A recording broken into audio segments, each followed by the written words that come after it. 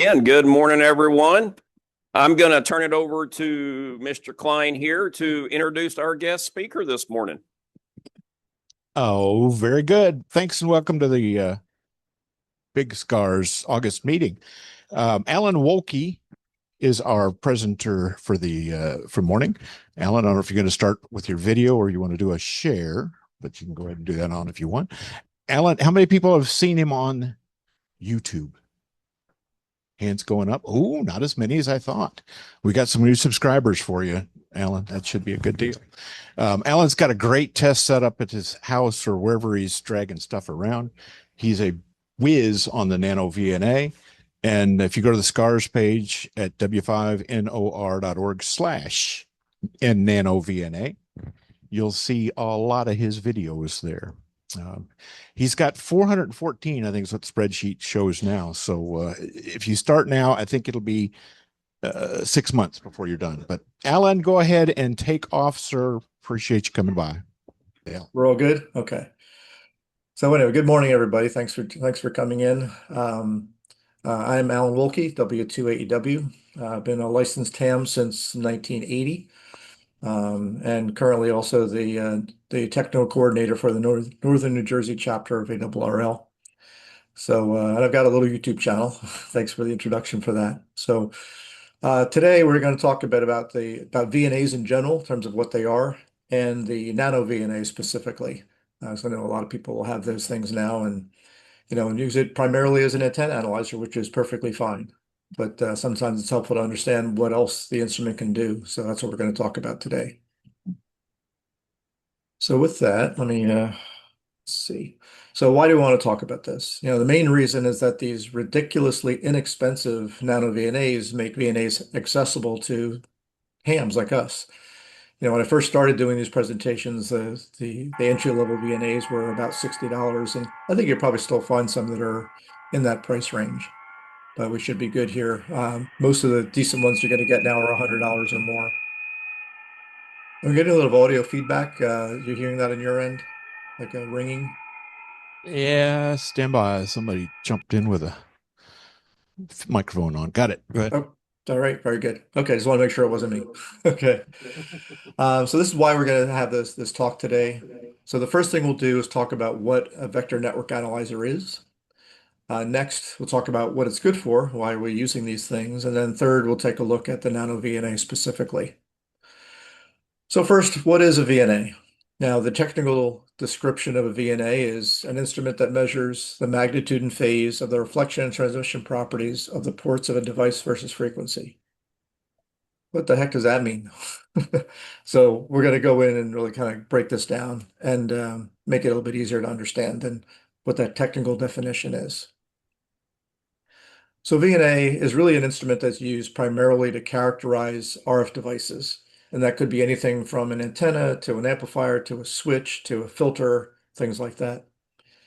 And it used to be that VNAs were only accessible to professionals in the field, RF engineers and things like that, primarily due to cost. Many of these things are really expensive. Can cost thousands or tens or even hundreds of thousands of dollars for the professional units. I mean, that Keysight unit down there in the lower right, was nearly $250,000. Although that price I probably pulled 5 years ago, so it's probably over $250,000 now. So it's just crazy what some of these things cost, and you can understand why they were only available to professionals. So there's also a lot of acronyms and terminology that come along with VNAs. So we'll talk a little bit about that too, because you'll hear a lot of that. The first one you'll hear is DUT.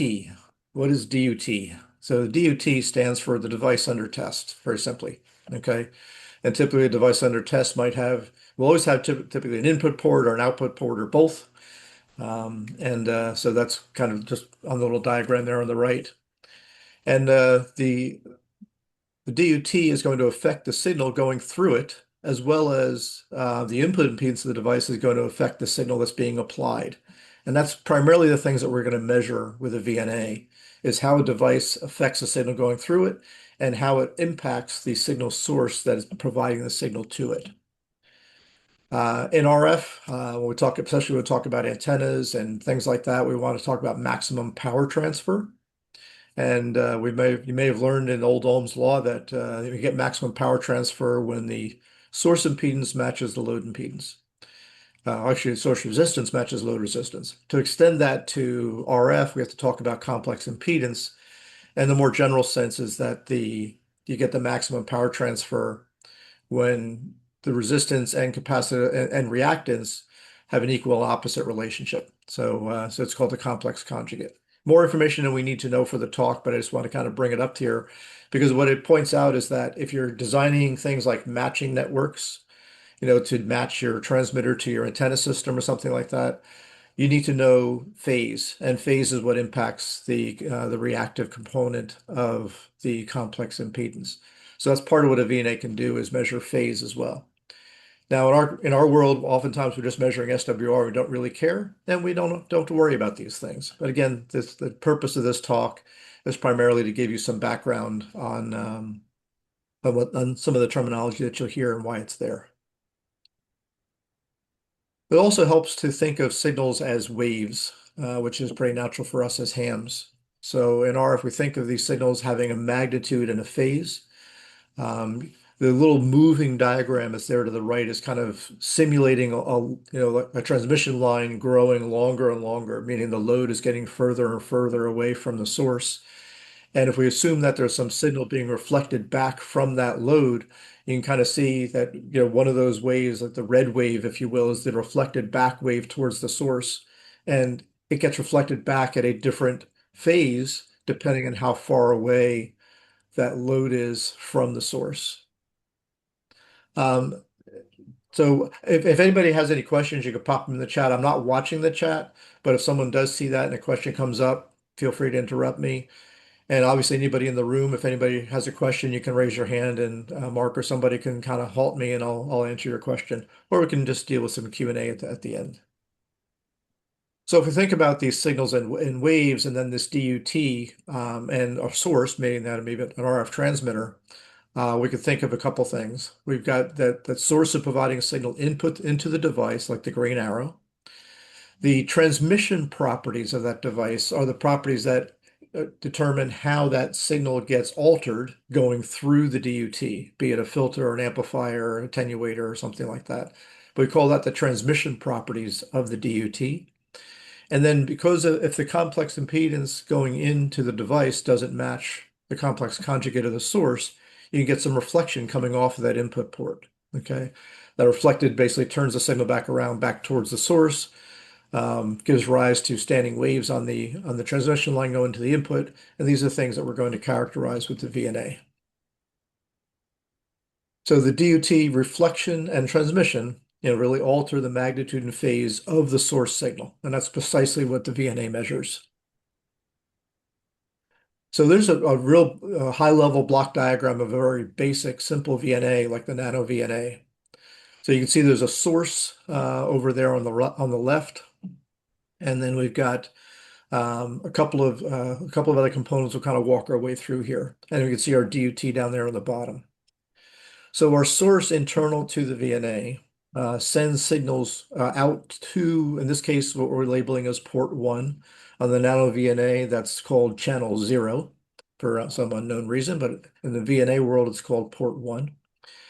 And the source goes through two directional couplers. Now, directional couplers are a device that will pick off a sample of the signal going in one direction, but not a sample of the signal coming off in the other direction, ideally.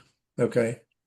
So you can see I've got the arrows are drawn intentionally the way they are. So for example, this first directional coupler that's just to the right of the source picks off a sample of the signal that's being sent out to port 1.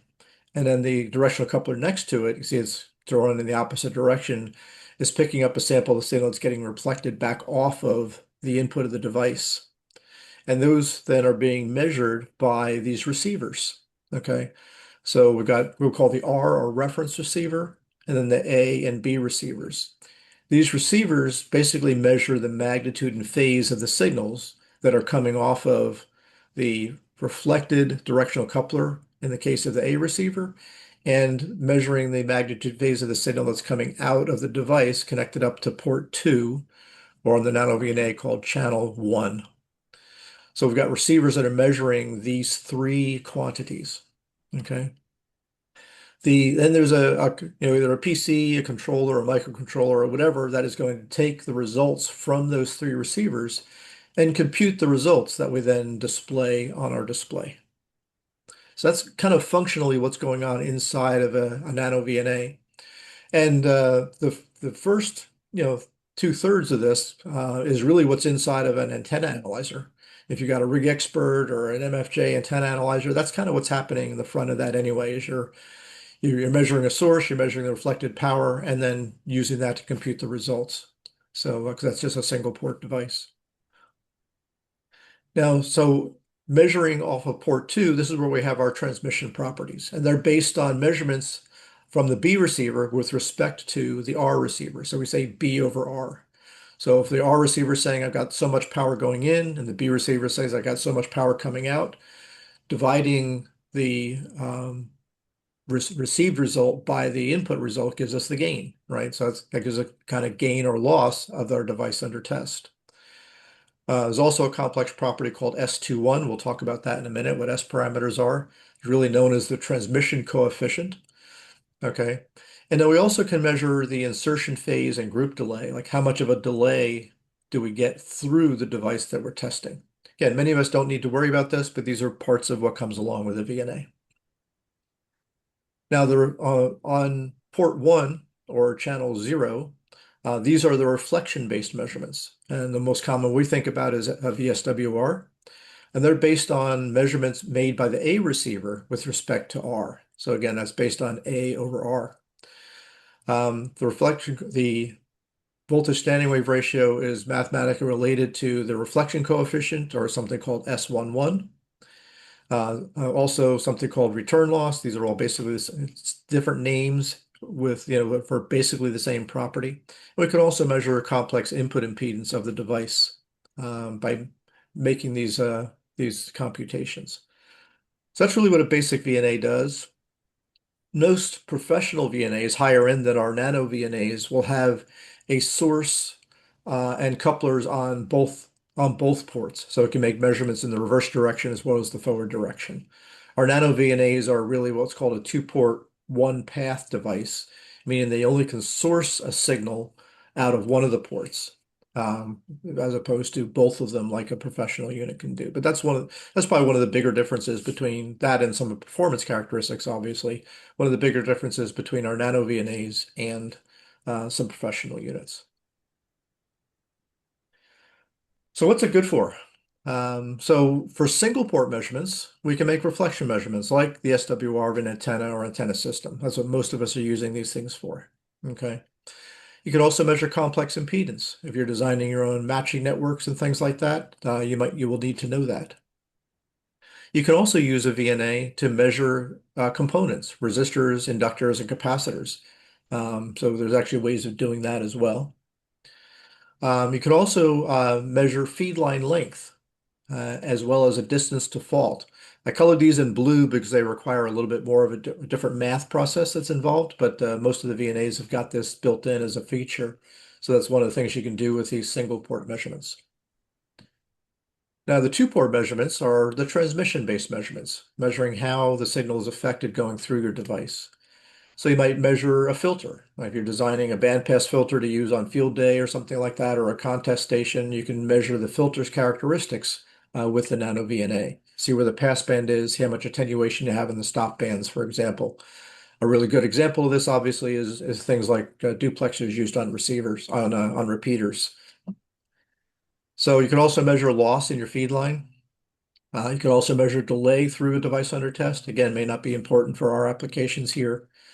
Also, if you're designing like a low noise amplifier for a satellite receiver, for example, you can measure the gain and frequency response of the amplifiers, for example, in two-port measurement. So it really is everything that we typically deal with as hams. If you're building them or designing anything like antennas, duplexers, diplexers, filters, passive components, as well as amplifiers, splitters, chokes, baluns, phasing networks, all these things can be characterized with a VNA. So the next big question is, what are S parameters? So it's a fancy term that sounds really esoteric, but it really fundamentally is a pretty simple thing. S stands for scattering parameters. Again, I know that doesn't help you to understand what it is. It's really just a ratio of a measured response to a stimulus. And I made the colors here kind of intentional.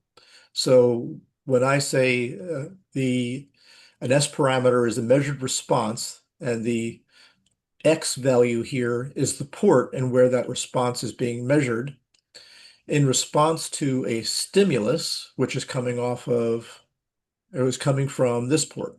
Okay. So if I say something like, I measure the response at that port from the stimulus applied from this port. If I say S11, then that is really just a measure, is that ratio that we talked about earlier, is a measurement of what's going on the A receiver with respect to the R receiver. Okay. And if I have, so that's a reflection of coming off our DUT. S21 is the measure of the response measured on port 2 with respect to the signal being applied by port 1. Okay, so again, so that's the response through a DUT or the transmission properties. That's really all S parameters are. Now, of course, S parameters can measure both the magnitude of the reflection or the transmission, as well as the phase of the reflection or the response. Okay, so it can become a complex quantity. Oftentimes we're going to represent it as just the magnitude, because that's oftentimes all we care about. And when we talk about the magnitude of it, we can refer to, for example, the reflection coefficient, or S11, as reflection coefficient or return loss, or mathematically we can turn that into VSWR. Okay. So another big question that comes up with VNAs is the concept of calibration. You might say, well, I just bought this thing. Why do I have to calibrate it? Well, there's a couple of reasons. So one is that a VNA can measure over a very large dynamic range, meaning that I can have a device that's almost perfectly matched to my source, for example, where I might measure an SWR of 1.01 to 1, which is really good. Okay. That 1.01 to 1 SWR, which is fantastic, might correspond to, an S11, or a return loss of, 20 dB or something like that. But a VNA can measure to 30 or 40 or 50 dB down sometimes, which is a huge dynamic range, measuring these really tiny signals. So in order to be able to measure these really large dynamic range signals, very, very tiny signals with respect to the signals being applied, we need to correct for any imperfections in our setup as well as in the device itself. And that's what the user calibration does. Also, when we make phase measurements, it sounds kind of scary, but phase is really nothing more than a way to think about it is delay, right? If it, there's because it's really a sine wave goes through 360 degrees each cycle. If you slide that sine wave forward or backwards in time, you're basically altering the phase at any instant in time. Okay, so if I've got a piece of coax that's connecting from my device to a filter, for example, there's going to be some phase shift through that cable connecting up to my filter. And if I want to remove that effect of that connection coax, I need to calibrate at the filter's connection point, not at the VNA point. So that's another reason we do user calibration is to establish a phase reference at our device port.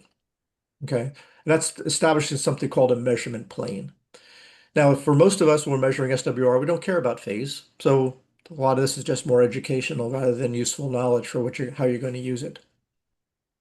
And a factory calibration can't account for these things, especially for things like, that you're connecting up.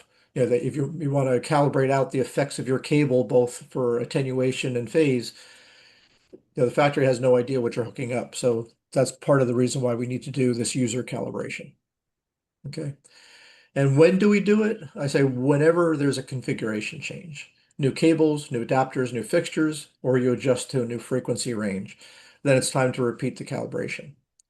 Now, most of the VNAs these days will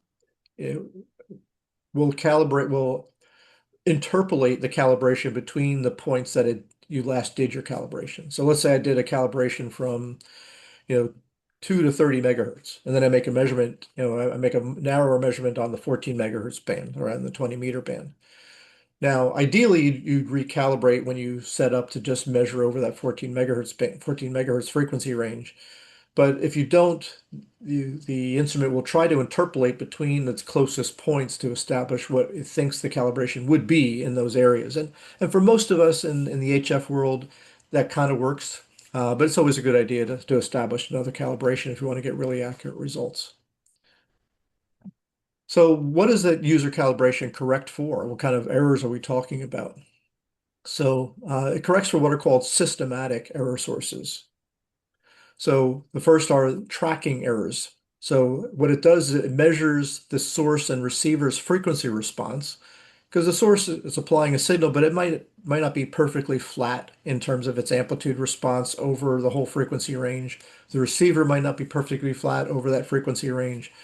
So what it does, it kind of measures itself and says, okay, I know that I've got a little bit of a dip at this frequency, for example, and it'll then correct for that when it's making your results.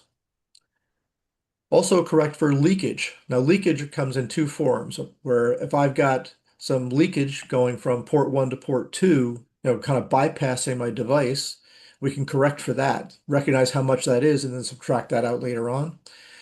And then also correct for any of the what's called directivity of the directional couplers. I mentioned the directional couplers are intended to only sample the signal going in one direction and not the other. The reality is that you do get a little bit of a response in the opposite direction for the coupler, and that's called directivity. So we can measure that and also then correct for that in the results that we get. Any mismatch at the loads at the ports themselves can cause reflections just because of the VNA itself, and we can characterize that, and that gets also mathematically removed from the results that you see on your display. And of course, as I mentioned earlier, any cables, fixtures, etc., that you're using to connect your device to the VNA, we can remove the effects of those and establish that measurement plane right at your device port, if that's important. And again, where that's important, oftentimes, again, if you're designing a matching network to attach to a certain spot, you need to know the complex impedance at that spot, for example. So what are the common VNA displays and formats? Most measurements in the VNA are made versus frequency over some frequency range, kind of like a spectrum analyzer, or even your antenna analyzer today. If you've got something like a Rig Expert or something like that, where you can have it sweep and give you a curve over a frequency range, the same thing's happening in the VNA. So oftentimes we're going to be measuring things like the reflection coefficient or S11. If we're measuring that, we're typically using what's called a log magnitude response, which is really just measuring the response back, giving me the magnitude only and not phase. But because that can have such a large dynamic range, we convert it to a logarithmic value because that gives us a much more better visual view of a large change in amplitude, more so than a linear would do. We could also set it up to measure SWR. It's measuring the same quantities. In this case, the A divided by the R receiver, but it's just doing different math on it. And the SWR will plot in a linear ratio, like 1.2 to 1, 1.03 to 1, 2 to 1, etc. We could also measure complex impedance, and that's often measured on a Smith chart. We'll just touch very, very briefly on that. I have a whole nother talk on Smith charts. If we ever want to get into that, we can talk about that. But a Smith chart is a pretty clever way of representing a lot of different things about complex impedance and the effects of transmission lines. So, but we can also use the Smith chart and set it up so that any markers you put on the trace can actually measure either inductive reactance or capacitive reactance or inductor or capacitor values. And then, of course, we can make the transmission measurements, the S21 measurements. These are the measurements through the device. Again, we typically use a log magnitude response for that as well. And that's, again, and that could be for things like gain or loss through a filter, for example. When we measure things like delay, insertion phase, or group delay, we typically use a linear response for that. And then there's a transform measurement or a transform process that converts these frequency domain measurements to time domain measurements. And that transform is used for measuring things like distance to fault or length of a cable. And when doing the transform measurements, it typically will use the reflection coefficient or S11, but it's usually helpful to change the display format from log magnitude to linear because you get a nice sharp peak at those impedance discontinuities or the breaks in the cable. So with that, maybe I'll take a quick little pause because that's kind of the background of what a VNA is before we jump into the nano VNA. I just want to maybe pause to see if there's any questions. Any questions local? Everybody say no. Oh, got one. Go ahead, Peter. So on your fault detection, don't you also need to know the delay of the line, group delay of the line? That's a great question. So yeah, so if you're looking at a fault detect and or distance to fault, you do need to know the delay of the line. But the way you do that is you tell it what the velocity factor is of the coax. So depending on what coax you have, if it's RG58 or RG8X or whatever, you can kind of look up online what the velocity factor is. And as long as you know the velocity factor, you can put that into the VNA and then it'll return the results in meters or feet or however it's set up based on that velocity factor. Anything else here? Nothing looking at. Thanks. Keep going. Very good. Okay, so let's talk about the nano VNA. Now the nano VNA kind of started life as kind of this open source product or project, if you will, probably almost a decade ago now. And as a result, you wind up having several different developers and several different variants. And how do I know if my unit is an official unit? And the reality is that there's almost no official units for these things. There are designs and manufacturers that build things that are good quality with good shielding, and others that are just kind of crap. So we'll try to sort through some of that. The original, it was called the Nano VNA H. H is the initial of Hugin, which was one of the original developers. It had this tiny little 2.8-inch display, and it was like $60 or $70. The original ones didn't even have a case. It was just like sandwich boards together with a plate on the top and bottom. And later on, people had some injection molded cases for them. Okay. But for what it did, for less than $100 to kind of give you the same measurements in a sense that a professional unit would do is pretty amazing. So later on, shortly after that, we started seeing some units come out with a 4-inch display. Probably one of the most popular ones that's even still for sale today. And I've got one right here. I'm not sure if my video is on camera anywhere, but the Nano VNA H4. I still use this one quite a bit. It works really well. So, so that's another variant.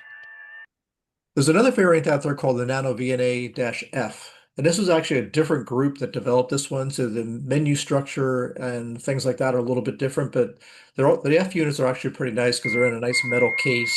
And I think that the UI, in my opinion, is a little bit easier to use than the original Nano VNAs. But they perform the same function, just the menu structure is a little bit differently. Okay. Um, Kind of the V2 or version 2 of the Nano VNAs. There's a couple of different versions. They typically go to 3 or 4 gigahertz, depending on what unit you're talking about. There's a unit out there called the SAA-2N, which has got the N connectors on it. That's kind of shown on the bottom right.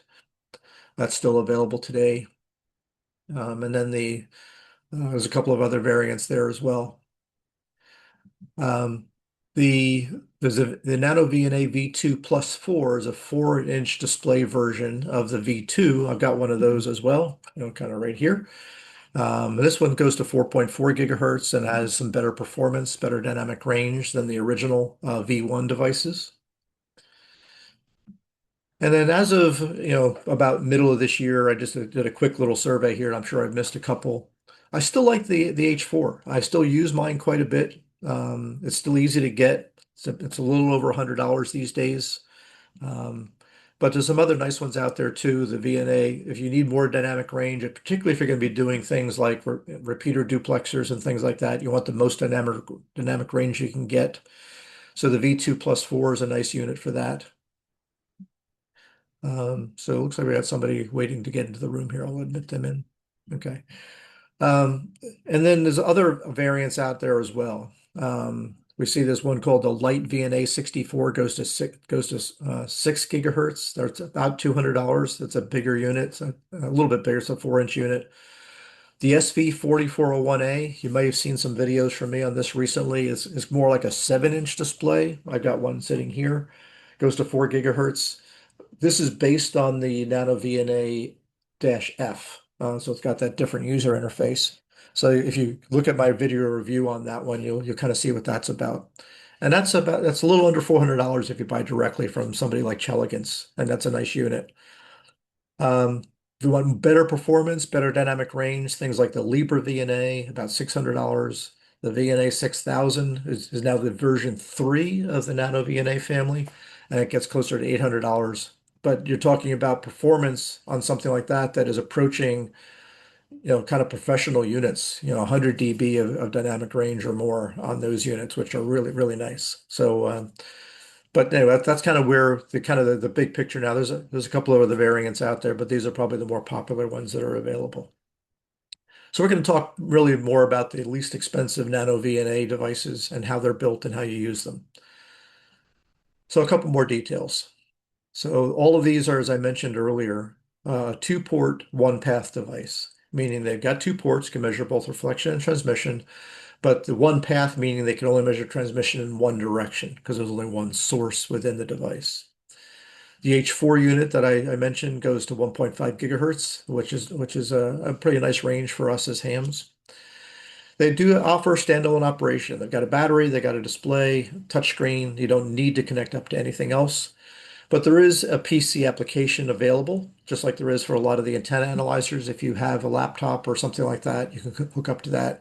And then you can, not overlay the displays like it does and maybe do some additional, measurements and additional, calibrations and things like that. But I like the fact that they're portable, right? I don't want to have to hook up to a PC. So I generally don't use the NanoVNA Saver or any of the software, but it is available. A lot more details on the NanoVNA website, nanovna.com. And then there's a user group as well. On the nanovna.com website, there's this little menu that kind of gets you to a menu or a manual, how to get started, where to buy it, all that kind of thing is all available there. There are separate user groups and websites for the V2s and the V3s. So this nanorfe.com. This is where you would find kind of the V2 and above units and more information about those. So I'd note those websites down if you want to go learn more about those devices and get manuals and learn about firmware updates and that type of thing. Zinco is another one of the more reputable manufacturers. So their website has got some information on these as well.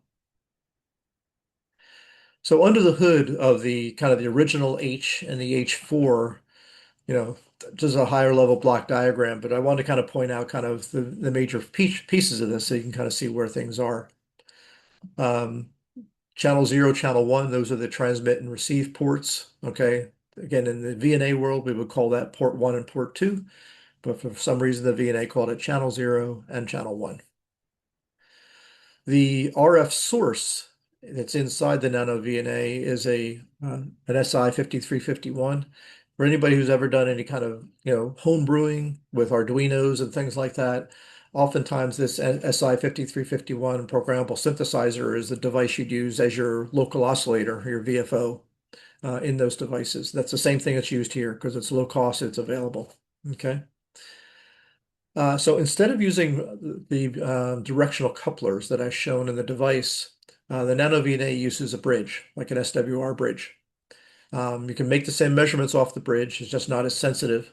So you're giving up, some sensitivity and dynamic range by doing this, but it's cheap. And that was the whole point of this. So the bridge is used, basically applying a signal to the bridge. And then if the bridge is in anything imbalance in the bridge is then measured by the rest of the device.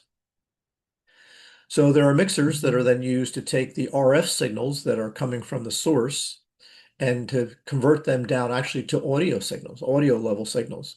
And these are the same mixers that have been around forever. The SA612 and things like that have been used forever in homebrew devices and things like that. It's just a very common Gilbert cell type mixer.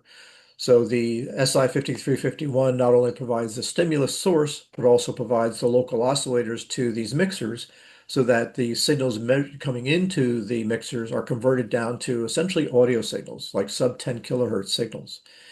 And the reason for that is because there's this very inexpensive stereo audio codec, which stands for encoder decoder. Like that's what a codec is. But this stereo codec is something that was designed for like CD players and DVD players. So they're built by the millions and they're available, they're cheap. Again, that's the reason why it's in a nano VNA. So just leveraging the the analog to digital converter in these codecs, okay, to do the processing of the signals coming off these mixers. So a pretty clever reuse of a technology in a completely different application than it was designed for. Okay. So that does all of the analog to digital conversion of the audio signals coming into it. All those signals are then passed to the microcontroller, which does all the computations of it and interfaces to the display and gives you all your results. Okay. So back up there. So the only other pieces here are things like a USB interface, the push buttons and user interfaces, the LCD display, power supplies, and charge controller for the internal battery and that type of thing. But that's really what's inside the Nano VNAs. It really is designed just to leverage these low-cost, high-volume parts that are out there for other purposes and putting them into this box, which is why the Nano VNAs are so inexpensive. Okay, so let's talk a little bit about the user interface. Um, So there's a jog wheel up on top that you can rock back and forth to move things like cursors back and forth. It also can use it to push as like a push button switch. So it's kind of a three function thing. It is a touch screen that allows you to tap to select things. You can also tap and slide to move things like markers and stuff back and forth. And there's some fairly simple menus. Now we'll mention that the V2 versions instead of having the jog wheel, have three push buttons. So a left, a right, and a select. Okay, instead of having the jog wheel back and forth. But otherwise, the functionality is the same. The menu structure is relatively simple. There's a home menu that's kind of shown here, and then when you touch each of those, it brings you to the next menu in the stack. So the display menu will bring you to things like the traces, the channels, the formats, the scales, markers, self-explanatory. Stimulus is where you set up the frequency range you want to measure, cal for the calibration process. So when you do calibrations, there are slots, if you will, memory slots, I should say, memory bins, where you can save a particular calibration. So if you're always using your Nano VNA to set up a 40 meter, vertical antenna out in the field, you might set up a calibration that's just over the 40 megahertz frequency range or 40 meter frequency range so that you can just bring up that calibration. You don't have to do a recal, just bring up that setup file and then go ahead and go make your measurements without having to do a recalibration. So you've got a number of those different memory slots available so you can set up and do a calibration once, maybe at your comfort of your home, have that all done so that when you go to set up your antenna, just pull up the calibration file that applies to the frequency range that you're trying to tune your antenna to, and you're good to go. And of course, there's a USB charging and PC interface. So let's talk a bit about calibration again. So this is kind of showing what the cal menu looks like. Now, VNA kind of with the original firmware that came out only did 101 points over the frequency range that you measured. So if I was doing, say, 2 to 30 megahertz, I'm only doing 101 points of those. I'm only going to have one or two points at most that land inside any given amateur radio band, right? And if I narrow up my frequency range to do a measurement, I might not even include one of those points, right? Because it's such a coarse, thing. Now, I put a little asterisk here because the later versions of firmware actually will increase the number of points that are available. Some of them on these smaller units up to 400 or 500 points, per span or, for a given span. And that helps, but it's still a good idea to recognize that the actual calibrated points are only going to be at those particular sample points within the sweep. Okay, so whatever your span is, if I'm spanning over 30 megahertz, 30 megahertz divided by 101 or 501 or however many points you have tells you what the spacing is between your actual calibrated points. Anything in between there is going to be interpolated. Okay, so it's always a good idea to calibrate over the frequency range that you're making your measurements on.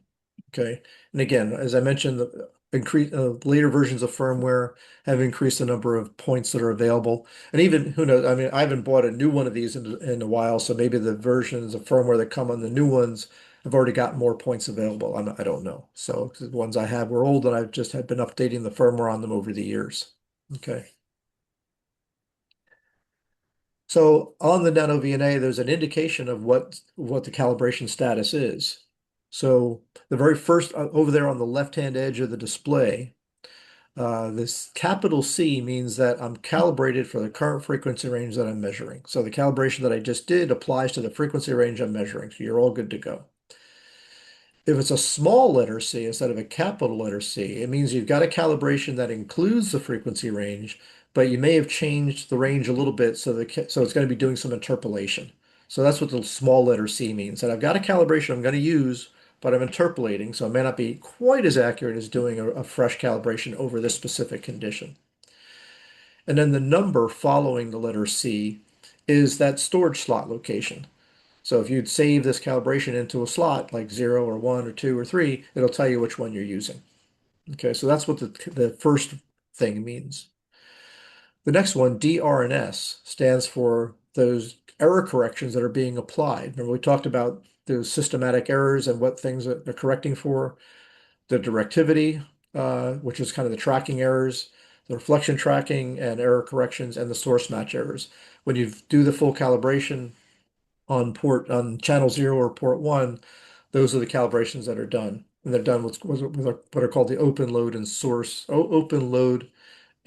short calibration standards. We'll talk about that in a moment.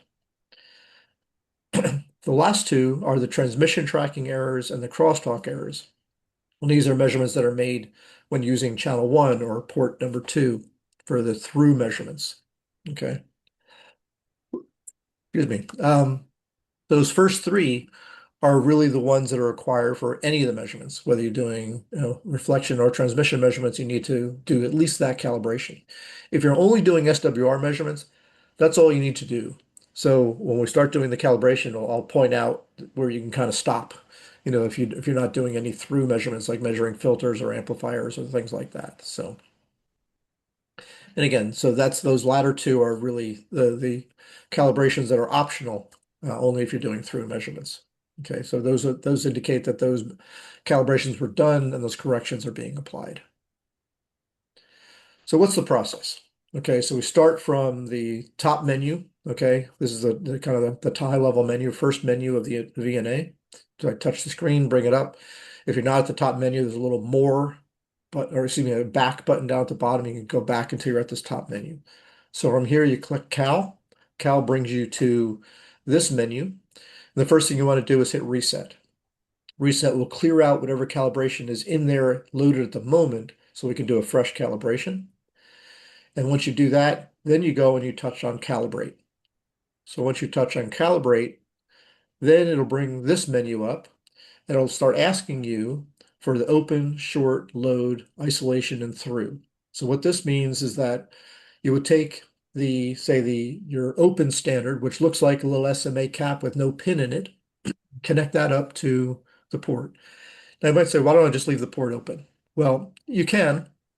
You run the risk of any large signals in the area getting coupled into the port and slightly disturbing your result.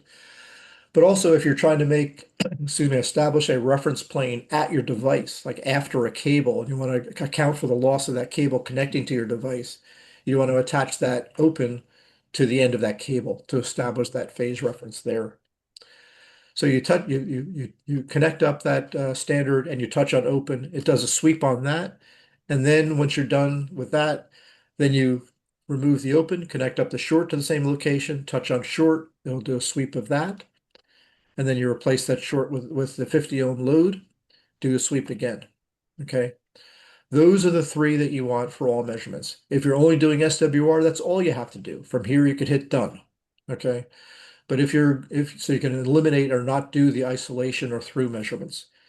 If you're measuring a filter or an amplifier where you're going to be using both ports, then you want to do the other two where, for isolation, I typically put the 50 ohm terminator on channel 0 or channel 1 so that it doesn't pick up any noise.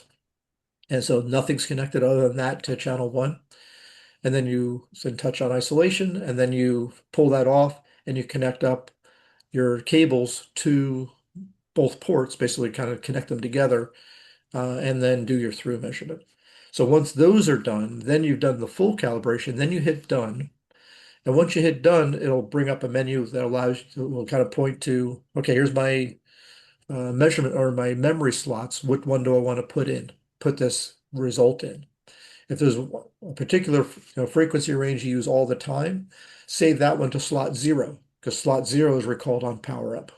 So that if you're always going to measure, I'm always using this to measure my 40 meter antenna, because that's the one that always has to be tuned, save that into slot 0. So now every time you power it up, it's ready to go, fully calibrated for the 40 meter band.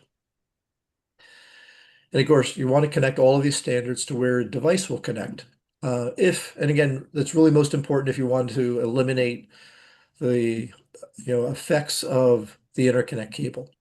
When we're measuring SWR, oftentimes I'm going to be measuring at the end of the coax that's connecting up to my transmitter, and that's a perfectly fine place to do it. So. Sometimes, and I'll get a little bit more of an advanced topic, we'll just go through this quickly. Sometimes when you're making measurements, you can't get to where your device port is because it might be a printed circuit board trace or something like that. I can't actually apply my standards at my device port because my port is over here at the end of my circuit board and not at the antenna that's down the circuit board somewhere. So the way to move that calibration plane to the device port is something called port extension. So this allows you to kind of say, I'm going to make my measurements at the end at where I can connect up, but then basically tell the VNA how much of a delay I have from where I connected to where my device actually is. Okay. And the trick oftentimes with this is to connect up to your device once you've done the calibrations, and then maybe short out your device right at the port, like solder, touch a screwdriver down to the circuit board or something to short it out, and then use the phase plot and adjust the electrical delay or port extension. It's called the electrical delay. Adjust that until the phase is removed. You could also do that on the Smith chart, but again, a little bit more of an advanced topic. But I want to kind of like show it to you because that's what it is. You might say, "What is that?" Now you at least know what it is. You may never have a need for it. Okay. It really is only important if you have to have an accurate phase measurement at a port that you can't physically get to with your connectors. Okay, so let's kind of get back to practical in terms of what we're going to use these for. So let's talk about the NanoVNA traces and channels. So if we look at the menu structure here, we go from the top menu display, and then that brings us to the next menu that has trace and format and things like that. So if I select trace, that brings up this trace menu. And there are typically 4 traces available, trace 0 through 3. Each of those traces can be assigned to any channel, either channel 0, channel 1, or it can be turned on or off. Okay. When a trace is shown in inverse text, at least that's how it was on the older firmware, that indicated that it was on or selected. And then the text on the display will have a check mark next to it, depending on the version of the VNAs you're using. But you get a feel for how you can turn them all off and then see what they look like when you turn them on, for example. Now the channels refer to the ports on the device. So channel 0, in the VNA world, we call that port 1. That's the one we use to measure S11, reflection coefficient, return loss, SWR, input impedance. So that's the one we're using all the time, is that one. Okay. Channel 1 are the measurements that were used to measure primarily the transmission properties, insertion of the filters, amplifiers, etc. Okay. So you basically turn on a trace, you tell it what trace. Now, once I selected that trace, I go to channel, tell it what channel to be on. Okay. And then once I've got the channel assigned, I want to say what format do I want it to have. Okay, so I go to display, trace, and then you select format. And you can see all the different formats that I've got available here. So for channel 0, again, we're typically using the log magnitude if we're measuring S11. If we're measuring complex impedance, we're using the Smith chart. If we're measuring SWR, you select SWR and let it give you a linear response. So oftentimes you're putting that on SWR and that's all you need. And then the channel 1, again, we've got the choice of log magnitude, and phase and delay. Again, if you're measuring filters and things like that, these things might start to become important. And of course, there's other display formats here that are not as used as often, but they're available there as well. So when you want to set the frequency range you want to measure, you go to the stimulus menu. So from the top menu, you hit stimulus, and from there, you can pick whichever is easier. You might choose to enter a start and stop frequency. So I want to measure from 14 megahertz to 14.3, or 7.0 to 7.35, or something like that, right? So I might want to choose where I want to make my measurements by choosing start and stop. Oftentimes, that's what I will use because that it makes it more intuitive to me where I want to make my measurements. But if you're doing something like a filter design, hey, the filter's got a center frequency of 14.2 megahertz. I might tell it I want to measure 14.2 megahertz as my center frequency and then set a span on either side of that. This also might be handy if you're measuring like a duplexer. You might say, okay, my transmission frequency is 147.52 or something, whatever it is. You put that as your center frequency and set up a span on either side of that, okay, to measure a span around that rather than set up a start and stop. So pick whichever one is easier for you to use, okay? The CW frequency is if you're measuring single frequency responses and things like that. Okay, again, not use that often, but you can use it as almost like a very coarse and not really good signal generator, okay? So once you've set up the source, when we're making measurements, oftentimes we use markers to show us results. Okay. So under the marker menu, actually, we'll just go down here. So if we'll go back to markers. So you can select markers, you can turn markers on or off and things like that. So on the display itself, the markers are color coded to the trace colors and also tell you what channel they're on. So you can see on the top there, I see channel 0, log bag, 10 dB per division, and then the value. Okay. So that tells you the value at that particular marker location. Okay. You'll notice that one of those is an inverse text, the one kind of in the middle of the display. That means that marker is the active marker. So I'm going to use the jog wheel. That's the marker that's going to move. Okay. So, and then the delta type of marker will give you the delta between the last two markers that you touched. So if you want to measure the difference, between the two in terms of, difference in SWR, difference in return loss, difference in gain, things like that, difference in attenuation. Okay, that's what the delta means. Okay, and those are the two little values down below that are kind of printed in white on the display there. Okay, so selected marker and the delta. Okay. And all the markers track each other. So meaning if you move one marker, they all move to that same frequency. And they'll just be measuring different things because they're on different traces. You can search for a min or a max, left or right. That's what the search feature does. Just allow you to move that back and forth. Operations. That allows you to say, hey, if I move my marker to here, maybe I want to change my center frequency or my start and stop frequency to where the markers are. So that's what the operations do. Now, later versions of the firmware also have measurements that you can do with the markers as well, like measuring filter bandwidth and that type of thing. So then you also can set the Smith chart units. So if I have the Smith chart up, as I move that marker around, I can measure, capacitance, inductance, or reactance.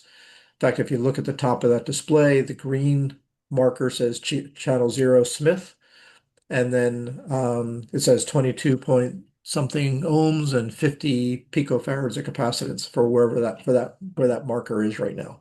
Okay. So what's our setup process? If I want to go use this, now that I know what it is, I've got all these features, how do I actually go use this to do something? So the basic process is you configure your traces and channels and formats. Okay. If I want to measure SWR, I can turn all the traces off except for one, set it to channel 0, set the format to SWR. Done. Okay. Then you set up a stimulus. What frequency range do I want to measure over? By start and stop, center or span, etc. Those two you can interchange back and forth. Okay, I can set up a stimulus first, then set up my traces, or vice versa. But that's the first two steps in setting up and using the VNA. The next step is to run the calibration and save it if you haven't done that already.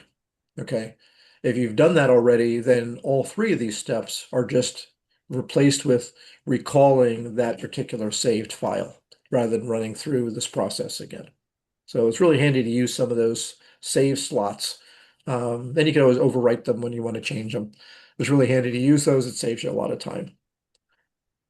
Then we go and connect up to our device under test. Okay, whether it's an antenna or whatever it might be, and we use the markers and things like that to go make our measurements. And then if we need to, maybe we'll adjust the traces, the formats, or sometimes the scale. So for example, if I bring up an SWR, an SWR trace might be set to a scale of 1, which means that the bottom is 1 to 1, the next gradical line is 2 to 1, the next gradical line is 3 to 1, 4 to 1. Maybe you don't need to see that far. You can go and adjust the scale and maybe make it 0.2 per division. So you get a more familiar looking SWR curve. Okay. So depending on what your results are and what you want to see, you might choose to adjust the traces and formats and scales, after you make your measurements and do your sweeps. So if I want to measure an antenna, okay, so there's a typical result. This is what I would have. My antenna is connected there to channel 0. Okay. I've got 3 traces turned on here, but just to kind of point out, you can do multiple traces at the same time. The frequency range that you've entered in through the source will show up at the bottom. You can see the start and stop here is just over the 40-meter band. Okay. Then kind of tell from the color of that trace, that's my VSWR trace. You can see that one, the marker value at the top is also in that color, that same color blue. And you can see that the scale is 1 per. So it means, again, that it's the situation that I mentioned where the bottom is 1 to 1. The next line up from the bottom is 2 to 1. The next line up is 3 to 1. So you can see where the marker is all the way over on the right-hand side. That's at a frequency of 7 megahertz. And right there, the SWR reading on that marker, you see it says 4.73. So my SWR at that point on this antenna was 4.73 to 1. And you can see if I move that marker down to where the minimum point is, it gets down pretty darn close to 1 to 1, up near, that's probably close to 7.27 or something like that. Okay, I could move the marker there and see it. Okay. The curved little curly cues, that is the Smith chart plot. Okay, and that's just plotting out complex impedance. Again, we won't talk too much about the Smith charts here. There's a whole nother topic. But if you just eliminated that trace, then the circular curly cues that are on the gradical will go away, as well as the trace. It makes it a little bit of a cleaner display if you don't need to measure that. The reflection coefficient is just another measure of the reflection properties. And one thing you might notice about that is it gives you a really sharp response where that resonance is, more so than you get on the SWR plot, which is kind of shallow. So sometimes using that, especially when you're doing things like tuning a duplexer, that could be a much better indicator of where, something is going on, right? Because you got a nice sharp little point there. Okay. So let's say I want to measure a filter. A filter is a situation where I'm going to connect it up to both ports, right? So I've got a kind of shown there, on the left-hand side. And so again, the frequency range down at the bottom, this happened to be, I was measuring a low-pass filter that I was using on the output of a Michigan Mighty Mite CW transmitter that I built. Okay. So and 75 meter transmitter. So I wanted to, filter away the harmonics and things like that were coming from that transmitter. So that's what this was for. So you can see the frequency range. I'm starting at 1 meg, going to 15 megahertz. So the blue trace is my insertion loss through the filter, or it's also called S11. Okay, so I've got the log mag of S11, and I can see where my marker is sitting at about 10 megahertz or so, and I'm 47 dB down, at 10 megahertz there. So we can see that where the little caret is on the left side of the axis, he's a little caret kind of one division down. That's kind of my reference point. So that represents essentially 0 dB, meaning that at those low frequencies at 1, 2, 3 megahertz, I have very, very little loss through this filter. And then the more that curve goes down, that's more and more attenuation that my filter is providing me. Okay. So that's what the insertion loss plot is showing me in channel 1. Also got the SWR plot up there as well. We can see that over the passband of this filter, my SWR is, well under 2 to 1. Okay, it's about 1.7, 1.6 to 1 or so at the worst case there. So meaning that the filter is going to look good, for to the transmitter. And then the reflection coefficient, again, just another mathematical derivative of the same reflection property there. And what you can see from the reflection coefficient is that once I get into my blocking portion of the filter, our reflection coefficient has gone to 0, okay, 0 dB, which means that all the energy that gets applied to the filter, or nearly all of it that gets applied to the filter, gets reflected back to the source. So that's how it's acting as a filter. Okay, it's presenting very little loss to signals within the passband, but as soon as you go beyond the passband, it's reflecting those signals back and preventing them from going through. So that's how the filter is doing its job. So in the input impedance, again, I've got the Smith chart up here. I really didn't have to, but it's, I just left all the traces on. So that's a kind of curly Q trace again. Notice how I want to measure the length of coax. This is where I would use that transform function. Okay. And when I do the transform function, I will typically change the format from log magnitude to linear because it'll give me this nice sharp peak at the discontinuity or the end of the cable. And there's a spot in the menu to put in the velocity factor of the coax so that you can then take a look at where this peak occurs, and it will actually show you, in this case, this peak occurred 9.13 meters away from the start, okay, or 76 nanoseconds away. If you connect up the other end of the coax, if you had access to it, to the unit itself, and turn off the transform measurement, you could measure the loss of the coax as an S21 measurement. That's kind of I just penciled that in there as that red trace. All right, so that's a couple of typical use cases that we'll typically use the VNAs for, or the NanoVNAs for. So now it's time to kind of cue the Clint Eastwood music here and say, okay, what's the good, the bad, and the ugly with the VNAs, and why are they so cheap? So there's some limitations and downsides, of course, to professional units. Number one is that only that 101 trace points, right? The external software helps with this, and also later versions of firmware have increased those number of trace points. So that's not as much of an issue as it was, say 6, 7 years ago. Now, the other thing to remember, though, is that the output for most of these VNAs is not a sinusoidal RF signal. It's a square wave. Okay, so it's not, so it's rich with harmonics. Okay, so you have to think about that depending on what you're hooking things up to. If you're trying to measure some kind of an active device like an amplifier, is that going to behave okay with a square wave input, right? So a square wave, you may remember, or you may know, will have energy at its fundamental frequency, as well as at the odd harmonics, third harmonic, fifth harmonic, etc. In fact, the H4 unit actually uses the harmonics to make measurements. So if you're making measurements from the up to say 300 megahertz, it uses the fundamental. Okay. But if you're making measurements from 300 meg to 900 meg, it's actually using the third harmonic of the signal. So the signal that's coming out of the VNA is 1/3 of what you're actually measuring, because it's actually measuring the third harmonic component that's in there. And if you look at this spectrum analyzer plot that I have here, we can see that that third harmonic is, down about, 8 or 9 dB from the fundamental. So the signal level that's being applied in that 3 to 900 megahertz frequency range is lower. And then the fifth harmonic is lower yet. So when you're measuring from 900 meg to 1.5 gig, is using the fifth harmonic. So because it uses these harmonic values and the source power is lower, the measurable dynamic range is worse on those higher frequency ranges than it is on the fundamental frequency range. You don't have to think about any of this, it just does this behind the scenes, but this is what's happening. Okay, and this is why why things might look a little weird, or why don't I have a good dynamic range at 400 meg compared to when I measure my 440 duplexer versus measuring my 2 meter duplexer. Why is there a difference in dynamic range? This is a fundamental reason why on the lowest cost units like the H4 and things like that.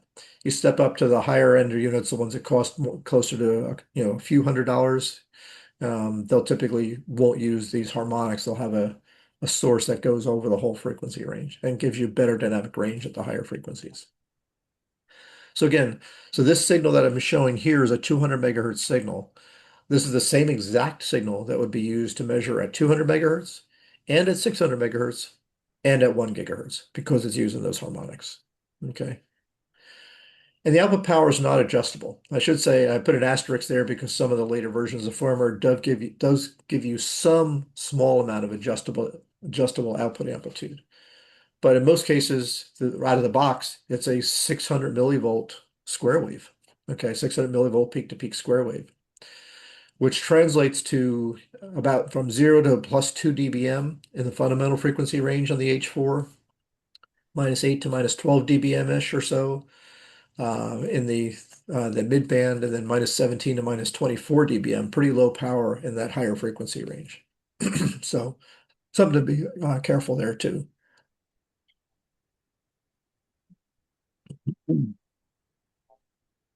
So the question is this correct for your device?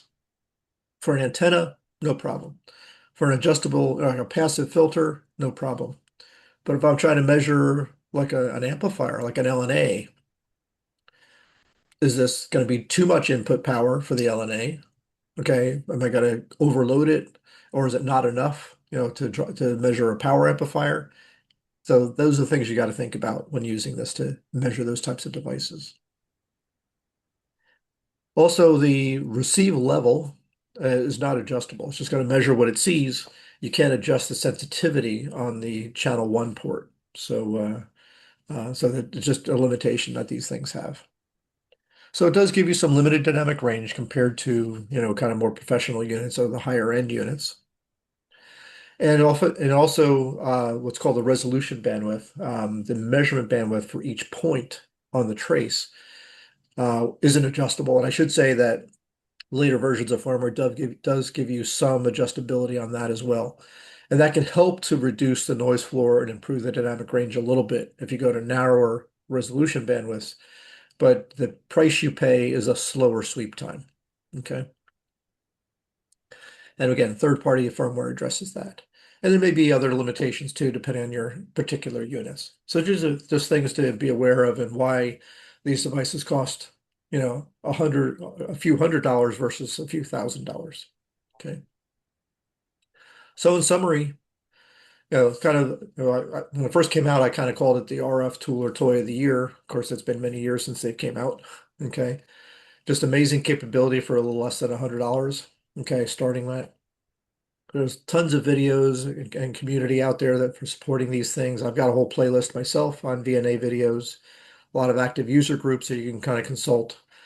And again, a pretty decent US source is R&L Electronics. They sell a couple of different versions of them.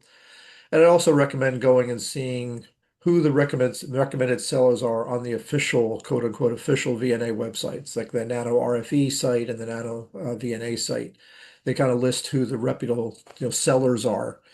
And you can kind of go there and buy them there and kind of avoid getting some cheap clones that may not perform so well.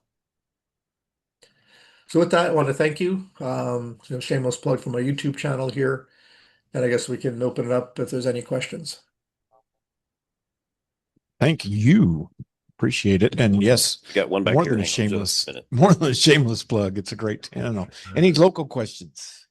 Question, last comment. You were talking about when only measured 101, 401 in calibration. That's all good measurements. So if you've got a frequency in between those points, it won't see it. Is that correct? I couldn't quite hear the question, so if you could repeat it into the mic.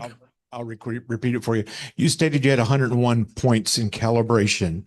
Does that also count? There's only 101 points for measurement when you're actually measuring that device.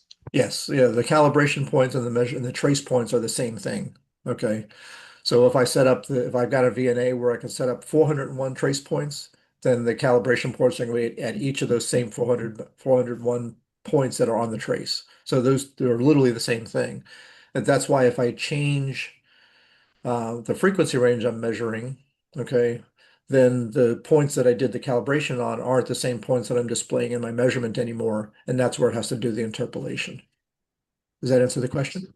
Sort of, what bit me was I'm used to the points, but anyway, I was measuring a loop antenna and I did the calibration and my dip was going by so fast because it was hitting in between those calibration points. So I never saw it. I actually had to do the math and narrow it down so that I didn't skip any frequencies. Yeah, that's not just the calibrations, that's just the measurements themselves, because the trace points and the calibration points are the same. And like you said, if you did the calibration over, a 2 megahertz wide span, 200 divided by the number of points tells you the spacing between those points, both for the measurement and the calibration. So if you're measuring something like I said, a magnetic loop antenna that has a really, really narrow resonant bandwidth, okay, then you're not going to get good resolution in that particular frequency span. So that's where you really need to kind of dig in and just narrow up into a much narrower frequency span around that resonant point for that antenna. The good news is, again, for most HF operations and things like that, the calibration isn't, for especially with doing something like SWR, isn't going to affect things very much. So you can kind of get away with letting it interpolate rather than recalibrate every time you narrow the span up around your antenna. But that's exactly what you were seeing, is that it's not what you're seeing on the trace on the display is not a continuous line. It's really just a set of points. Okay, and you're not seeing anything in between those points, but the points are displayed so close together, it looks like a line. Okay, so that's what you have to think about. Any more questions locally or Got on one back here. on the net? But got one in the back. Rob says. My question is a little bit basic, I guess. When you were displaying the VNAs up there on the screen earlier, most of them were SMA connections. It looked like one of them was SO239 connections. And the reason I ask is I bought one of those $40 VNAs, and just the weight of the SMA to SO239 Yeah. off the connector right off the board. Yep. So that one there that has the SO2, is there any difference if you buy one with the SO239 connectors versus SMA? Are they certified for a wider range of frequency or something? Is that why they use SMA? Well, I think most of them will use SMA simply because of the size and the weight of them, and they're cheaper. Okay. Of course, the one like that's shown here where it's kind of open frame thing. Those connectors, like you said, they're pretty fragile in terms of any weight being applied to them.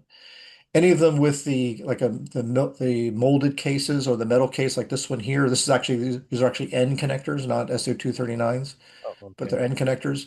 They're typically kind of bolted to the metal case. They're going to be a bit more robust. But I would typically recommend, if you've got, the N connector, or excuse me, the SMA connectors work really well. But I generally would not recommend connecting up your adapter to an SO239 directly to the unit. I would use a little coax pigtail and then connect up to the end of the coax. That way you're not putting that big strain on the VNA's connector, and that 6-inch or 12-inch length of little RG174 or RG316 coax is going to protect the SMA connector on the device and not going to introduce any significant change in your measurement. So it's just good practice to do that. Some of the other units, like I said, the SAA2N, which is the one with the N connectors, that one's pretty robust. I wouldn't have any problem hanging my adapter directly on that. But with the SMA ones, use the little pigtails that it comes with and connect up to the end of the pigtail. Okay, thank you.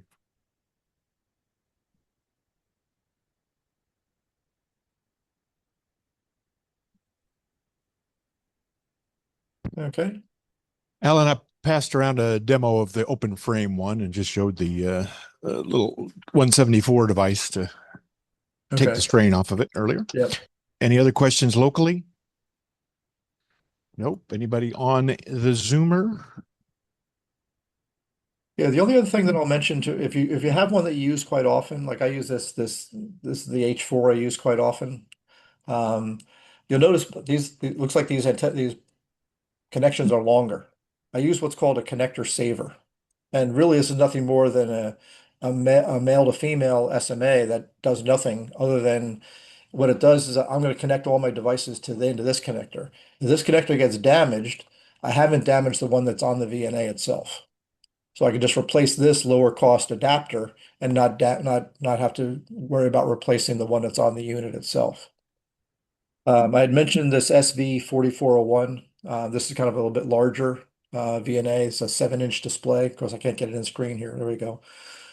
This has got the end connectors on the top. So nice metal case, very robust.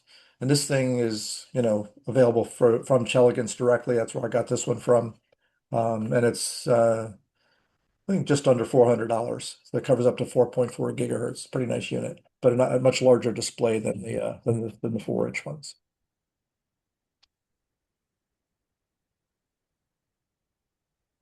Okay. Very good. Any other questions here local? I don't see anything on the internet. If you got want to jump in, turn on your mic and say something. But other than that, we thank you, Alan, for your presentation. Big round of applause. Thank you. I don't think we had to wake anybody up, so you did That's good. great, Yeah. man. Yeah, I usually ask to keep the snoring to a minimum, but since we were before lunch, it was we're in very good shape. Yeah. And we disabled all the mics, so that Okay. took care of that problem as well. Thank you very much for showing up. Appreciate your efforts on this and the other 415 videos that are out there. Okay. I guess there's one I haven't seen, so I need to jump in there. Man. But yeah, Appreciate I put one up last night. It's just a quick little video to show how fast it is to set up and tear down an MC750 portable antenna. So Oh, good deal. I think we're done. You're welcome right. to stay around or not as All you right. wish. And I'm thank gonna you again jump for off. showing up. All right, take care now. Thanks Hey, again, thank you, Alan. guys. All right, take Appreciate care. it. Yep. All right.